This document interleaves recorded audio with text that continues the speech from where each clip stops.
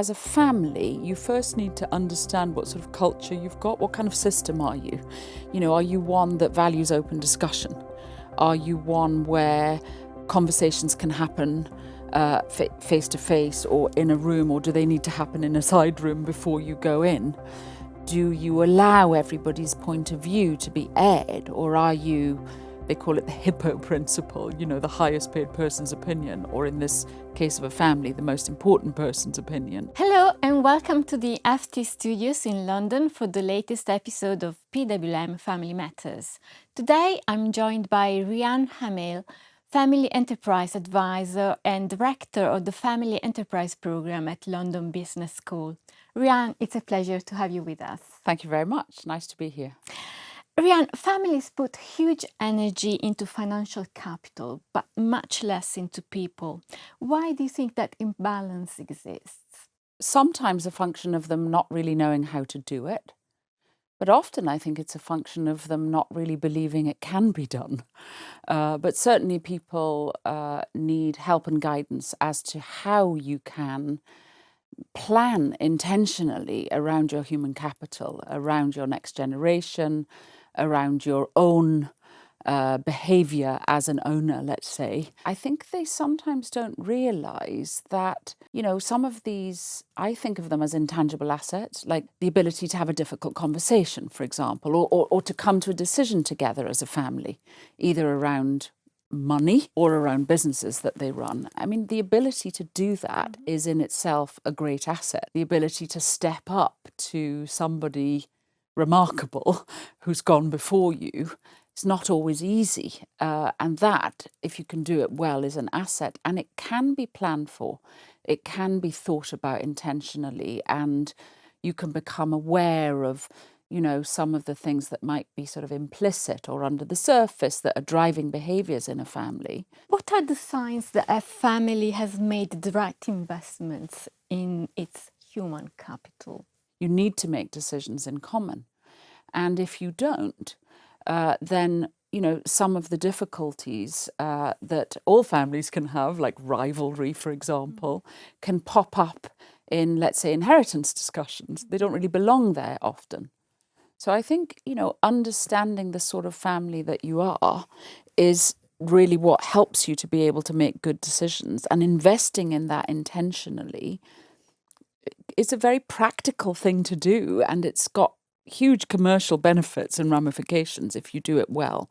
So I think that's where you see it working well versus a family that perhaps hasn't practiced it, doesn't value it, doesn't see the point of it. Governance is seen as a very important factor, but often exists on paper but not in reality. Where does it usually start to fall apart? As a family, you first need to understand what sort of culture you've got. What kind of system are you? Are you one that values open discussion? Are you one where conversations can happen face to face or in a room, or do they need to happen in a side room before you go in?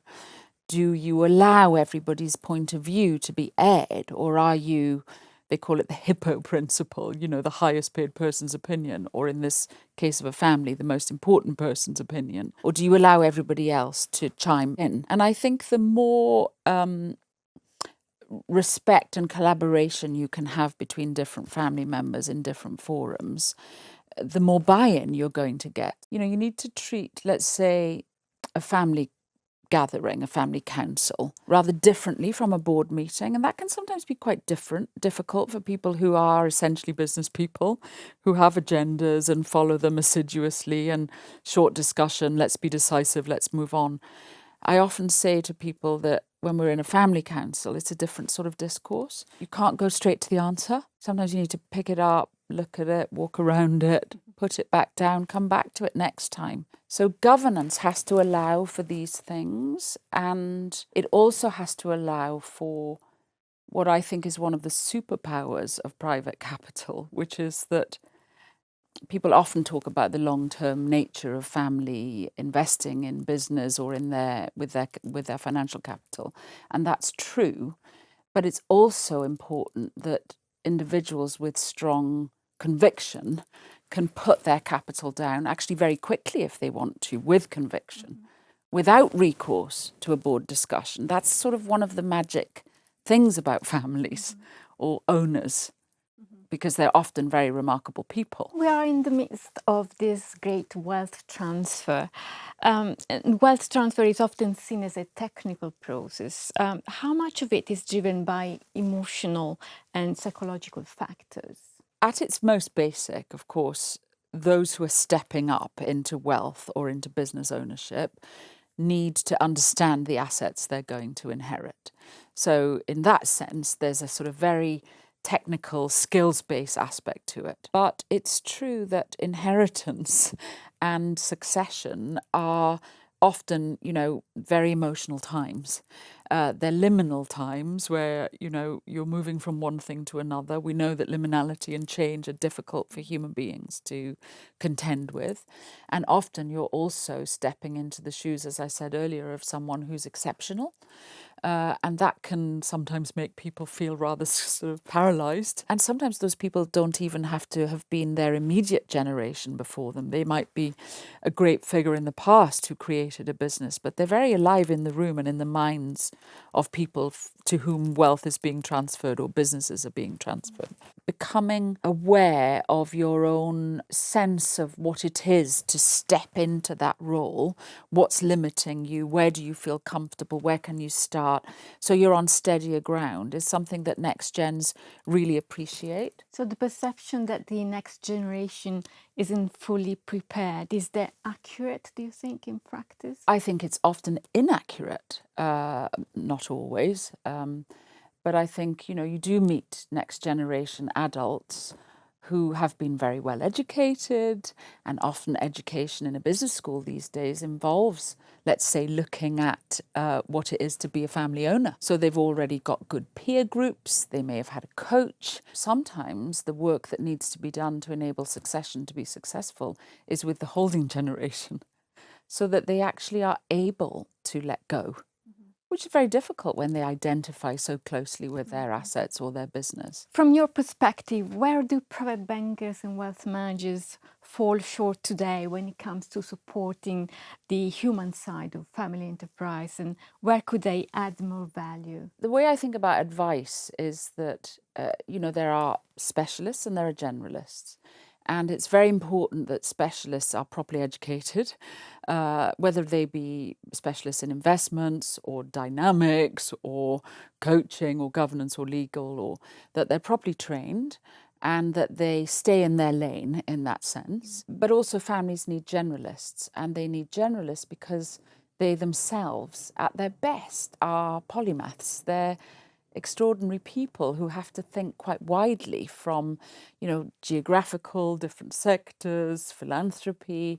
So I think having someone that they trust, that they can speak to, whose background is also quite broad and which allows them to range across a bunch of subjects with that family owner, is very important, because sometimes you have to really be quite candid in a way that is, of course, tactful but direct. A humour can sometimes help you land a difficult message in a way that others do not, because these are quite courtly systems sometimes around these very powerful people, where not many candid conversations happen. So I think if you can bring a combination of those skills, and that you mean well and that you care, then I think you can be a useful advisor. What's the biggest challenge that you face when advising families in succession planning or wealth planning? So let's say you go and meet with a family principal.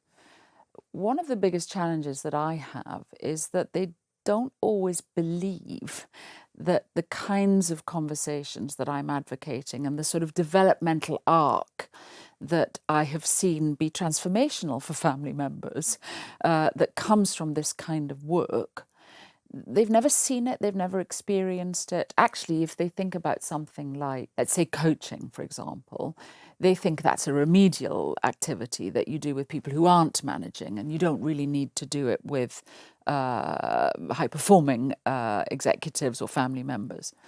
And so that's a challenge. And then certainly, very often, family principals think that you're a very good idea and you're a good person to work with all the other problematic people around them, including their children.